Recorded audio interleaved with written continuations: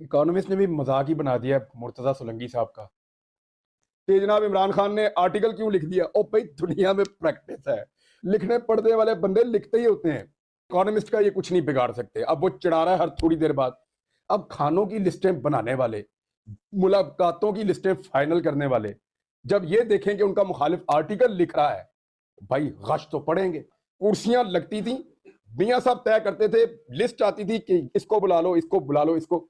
जिस बंदे ने लिस्टों पे गुड लगाए हों और क्रॉस लगाए हों, उसको क्या पता आर्टिकल कैसे लिखते हैं। इनकी टोटल कारकर्दगी जेल के अंदर जो लिस्ट बाहर से आती थी लिख के उर्दू जबान में, उसके ऊपर क्रॉस या गुड लगाने की है। वो कहां से आर्टिकल पढ़ नहीं सके ये, कभी तो लिखेंगे ये आर्टिकल। दूसरा, शहबाज शरीफ साहब का मैंने अपनी आंखों से देखा दोपहर का खाना